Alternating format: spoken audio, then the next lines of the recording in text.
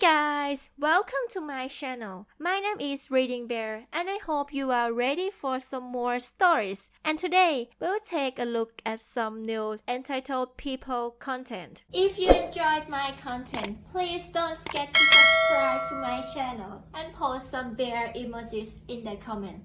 And now, let's dive right into the stories. The first story is titled "Woman Tells Me to Pay Her to Collect Free TV." I posted my old TV on FB Marketplace for free. It was about 10 years old, still worked, but you needed the sound up to the max and the color was a little saturated than it used to be. In the description I mentioned this and said it would be good for spare parts. It was a Samsung, so it was £700 TV back when I got it, so thought somebody would make use of it. I don't drive, so said, "Pick up only," in big words. Immediately lots of people messaged me saying can I deliver, for free might I add, and when I said no delivery, they never came back to me. This one woman though, made me laugh. She messaged me saying if it was available and I said yes, and that I was free that day if she wanted to come pick it up. She asked if I could deliver, I said no and that it was in the description that it was pick up only. She then proceeded to offer £20 for me to get it delivered. I again said no, I don't drive and no transport. She then said I'll give you £30? I'm like, what, don't you understand that I have no transport to drive? She then asked me if I would give her £20, as she would have to drive to come pick up the free TV. I was a bit blown away and said, "You want me to pay you, to collect my free TV?" And she said, "Yes, as you're about 15 miles away," so I said no, and blocked her. In the end, I gave up trying to get rid of this TV as I was just getting time wasters for a free TV, and my stepdad picked it up for me and took it to a recycling center, as there was no charity shops nearby that took old TVs. Honestly, after that, I don't use FB Marketplace anymore, and rather just give straight to a charity than trying to advertise stuff for free or cheap. It's just stupid that people can be like this. The next story is titled "My Teacher Cut the Tube for My Insulin Pump Because We Couldn't Have Headphones in Class." This happened when I was in middle school, you know, back in the days of wired headphones, so about 2011 or something. I've 24M currently, been a type 1 diabetic since I was about 4 years old and I use a continuous glucose monitor and an insulin pump. I had an IEP, so all my teachers were told about it and that I would need my insulin pump in class, that it might make noise and I might have to pull it out of my pocket and mess with it if I needed insulin, or I might need to drink a juice pouch, and I was able to do so at my discretion. We had one teacher who was a complete hard butt for no reason. She was notorious for making kids cry during presentations. She even told one girl who wanted to be a doctor to find a cure for cancer, because her little sister had childhood cancer, that she would need to actually be smart to do that, while chuckling to herself. Let a kid dream, man. We were like 12 years old. As you can imagine, she was also at war with technology, and on a side note, these days I use my phone to check my glucose and give myself an insulin bolus. I can't imagine being a kid today and dealing with a teacher like that when the lines are blurred, and your smartphone actually is a life-saving medical device. But anyway, if you're not familiar with insulin pumps, the kind I use has a little tube that connects the pump which has the insulin to my body which needs the insulin. This teacher also liked to be weirdly obtuse about things. Instead of being like other teachers and simply saying something like, "No cell phones in class, put it on my desk," which would allow me to remind them it's an insulin pump, and they'd usually say something like, "That's right, my bad." She would instead try and talk abstractly about what she wanted to happen while walking around the room. So, this particular day she kept alluding to students listening to music in class, that you should be careful what you do because she can see it, that us kids think we're so sneaky, but the adults know what we're up to. I obviously wasn't listening to music, so I figured she'd seen someone with headphones in the room, and the next thing I know she had snuck up behind me with scissors. It took me a good moment to realize what exactly had happened because I was astonished. I was used to teachers thinking I had a cell phone or getting upset about my pump beeping during an exam, but no one had ever touched it before, much less cut my life-sustaining tube. I was actually sitting with my mouth agape and she turned to me, now that she was at the front of the class again, and said something along the lines of, "Mr. Wanderley, care to share what tunes are more important than listening to class?" I'd at this point put together that she thought I was listening to music. She thought she cut my headphone wires. I replied, "Just the sound of my thoughts while I've still got any, since that was my insulin pump." She had to let me go to my locker to get my cell phone to call my mom to bring me a new infusion set. My parents insisted no cell phones until high school. But my mom was also scared with me being T1D and too dyslexic to remember a phone number and wanted me to easily be able to call her, so she got me a $15 Walmart phone and put minutes on it, and now I feel old. Then I just waited in the front office for her. She worked from home and drove like a bat out of hell. She was so angry. I don't ever want to see her that angry again in my life. It took 10 years off of me and I wasn't even in trouble. The teacher had apologies to me, and all the teachers got some more disability accommodation training or something. Kind of anticlimactic end, but a friend thought it was entertaining and that I should share. The next story is titled AITA for getting a neighbor to stop parking in front of your house. Neighbor's kid parked his SUV in front of our house 7 days ago. No biggie. They have a 4-car driveway, and a spot outside of their house, but why worry? 3 days later, I knock on their door to ask if they could move it the next morning, for 2 to 3 hours, as I was going to trim the trees, and power wash the drive and sidewalk. They told me, no, you can park anywhere you want on public ways. In our neighborhood, with no law, at least, decided to call non-emergency police. It checks out, and they're right. After a few calls of being told this over the week, I called again.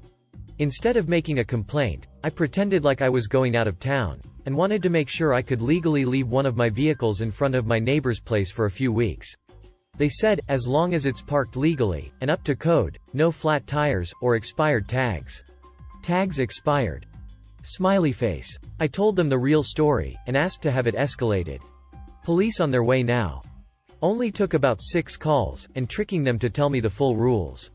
They left out of those requirements when they dismissed my initial calls. Comment said, not the a-hole, I'm not sure how people missed it unless it was an edit, but you clearly noted that the tags are expired, which means the car is not legally parked on the streets. That, right there, is the end of the story for me. The next story is titled CB makes my first and last yard sale memorable. This little goodie is from about 10 years ago. The choosing part is up to interpretation, but it's not about digital art or Bitcoin. We were pretty poor but had a ton of junk. I usually just give stuff away if I don't want it, but friends suggested we have a yard sale. Another couple also gave us stuff to sell, and we decided that we would use the profits to go out and have a fancy dinner with cocktails and everything. One of the things the other couple wanted to sell was a hideous life-size cat figure. It was actually made with real fur and I believe real teeth. It had glass eyes. I have no idea why they had this thing. They were sort of gothic at one time, so maybe they thought it was cool at some point. They had priced this atrocity at $10. Everyone else had to work that morning, so they helped me set up and left me to sell stuff. CB comes along and loves this cat thing. Truthfully, it had been a conversational hit all day, but she really wanted it. She asked if I could discount at all. I said sure, how about $7? She was thinking $2. I said that I couldn't really because it was someone else's and they had given me the price. She tells me that she has no money, and that she's disabled and can't afford to eat, etc. I explain again why I can't just give it to her for $2. She comes back an hour later, picks up a bunch stuff and asks for a discount. I say sure and heavily discount the stuff. The weird thing is that it comes to more than the $7 I wanted for the cat. She then says she will only buy that stuff if I give her the cat outright. By this point, I'm having fun with the situation, and say no. She accuses me of being selfish among other things. Not long after that she shows up with friends, who look like the cast of Deliverance. They say they're all going to buy stuff, but only if I give her the cat first. Even my neighbors are laughing at the insanity at this point. They then say I'm cruel to make a disabled person walk over so many times. I figured this was it. Not long after this my friends call to see how things are going. I give them an update on how much money and tell them the tale about the cat. It turned out they were so thrilled with our daily profit, they would be willing to let the cat go for the $2 offer if Crazy comes knocking again. And so she did. Since this has been here all day, can I have it now? I tell her she can have it for $2. She responds, not for free? I've walked over here 5 times. She eventually pays the $2 and walks off. Approximately 2 hours later, my friends arrive. Most of the stuff had sold, so they grabbed a few things and we headed to their car a couple of blocks away. On the way, we pass the lady. She's having a giant yard sale with her weird friends. Right in the middle of the table is the creepy cat with a $15 price tag. I never had another yard sale. With the lowballers and people trying to steal, I've gone back to just giving stuff away. The next story is titled Petty Revenges? I got reminded today of these revenges from a while back. Not sure how petty they can be considered, or if it was a needed thing.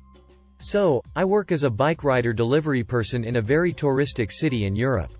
A few years ago, before COVID, we had less people doing the same work, so we had groups on WhatsApp with almost all the active riders, drivers.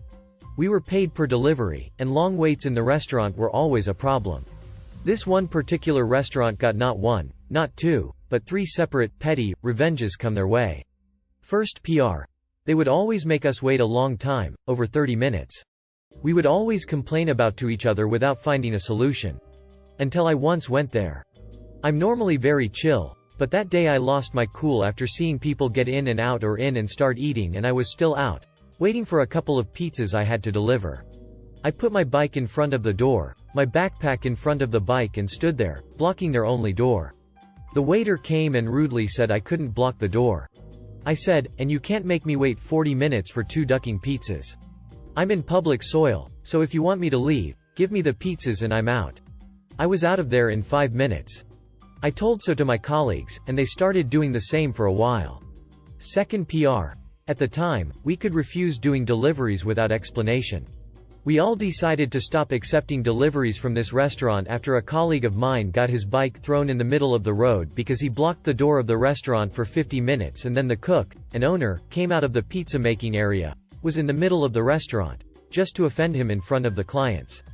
Third, PR. The company we worked for started to call us to implore us individually to stop the boycott. We told them what happened. They said they would look into it, but nothing changes. Most of us refused, but the orders kept coming. We decided enough was enough. We bombarded the place with 1-star reviews and said horrible, mostly true, since it was all service-related, things about the place. They lost a gigantic portion of their clients. They had 4 restaurants, were opening the 5th, in the city. Now they only have 2, and had to go to a smaller place with one of them. None of their restaurants are in the touristic area no more. This change happened before COVID, so we know it was us. The next story is titled Sweet Comeback. Last year when I was planning my wedding and the prenuptial photo shoot, I was stressed and was complaining how everything was so expensive and that I couldn't get what I really wanted. My older sister would always tell me how everything, the photo shoot, the location, the low-budget dress, etc., was not important, and what's important was that, as long as the groom shows up on your wedding day, and that it doesn't matter if the location or the dress was not as nice, etc. Basically, she would always comment how everything is not important as long as the groom shows up on your ceremony. I would always get annoyed by her comments but kept it to myself, and at the back of my mind, I always thought and told myself that I'll wait until she's the one planning her wedding and photo shoots. I agree that the most important thing is the bride and groom, but fellow soon-to-be brides know why I was annoyed with budgeting, not getting the locations or vendors I wanted, etc. Finally, the day came and she's now planning her wedding for next year, and now, she's complaining and stressing out like how I was complaining and stressing last year. I saw my opening and told her exactly what she kept telling me before. All the things she said to me before, word per word, I told her back. It was such a sweet comeback for me. I waited this long and was so happy when I got to tell her own words. Eat that. The next story is titled Fussy Guest Demands Discount for Lack of Parking. I maliciously comply. On sold-out weekends, our already limited parking becomes even more limited. Guest and her husband arrive early evening. Car park is already full, so they park in front of the front door to check in, blocking other vehicles in. Check-in is non-eventful. I rattle of my spiel and hand the guest her keys. Guest walks off, then stops all of a sudden. As she turns to face me again, I know that she is about to complain about something. We all know the pose. Eyes widen as they ready themselves to plead their case as the point and wiggle their index finger in the air at shoulder height. Game on. Guest. You need more parking spots, there is not enough for 40 rooms. Your car park is already full. I reserved a space. Me. I'm sorry ma'am, but our parking is on a first-come, first-served basis. We do not reserve spaces. If the car park is full, all of the on-street parking is free. Her. Well, there should be 40 spaces for all 40 rooms. Side note. We have 12 spaces at the front of our property, which stretches from the street to our front entrance. Local council regulations state that we only need 1 space per 4 rooms. We beat those regs by 2. Me. I understand your frustrations, Mrs. Nitpicker, but our plans to construct an underground parking garage has been delayed due to the COVID-induced shovel shortage. Not a shovel to be found within 100 km. It should be dug out and fully operational by the time our city hosts the Olympics in 2032 though. You should extend your car park until then so everyone room has an assigned space. I think we should be given a discount for no parking. Me. The owner did consider just knocking this place down completely and making it into a public car park, but then he realized that we would have no rooms left for our guests, which would lower our property rating, so we decided to keep things as they are for the time being. And the discount I asked for? I type away furiously, whilst umming and ahing for dramatic effect. Me. I have applied the discount to your folio. I have calculated the total amount it will cost you to park on the street for your 7-day stay and have deducted that amount from your bill. Is there anything else I can help you with, ma'am? Huffs and gives me a smug smile. Well, I should think so. Guest walks off. As I stated earlier, street parking is free 24/7. Her total discount was $0. She never noticed. The next story is titled I had a teacher for 4 years that treated me awfully and yesterday I made out with her daughter. Long story short, some years ago I, 16F, started going on private English lessons, as it's not my first language, and I had this one teacher, Mrs. Groove, that didn't stop shouting at me, called me insults when I couldn't answer the question and made homophobic jokes, all the time. Some months ago, I met a girl, Sandy, through mutual friends and I always thought she looked like someone and reminded me of someone, but I couldn't recognize who. One day I was scrolling through Facebook, and I saw a picture of Mrs. Groove and Sandy, and when I tell you I was shocked. I mean, how could such a homophobic person create the gayest girl I know? Yesterday me and Sandy went on a party with our mutual friends, we got drunk, and we made out. 10 out of 10. I would definitely do it again. I know my former teacher will probably never know what I did, but it's still such a good way to get back to her. Note. In response of all people telling me not to use Sandy to get back at her mum, I would never do that. Even though I knew she was her daughter before the party, I never intended to use her. We were drunk, and I really enjoyed spending time with her even without anything sexual. I'm really looking forward to getting to know this girl, to be honest. If you enjoyed the video, please subscribe to the channel and post some bear emojis in the comments.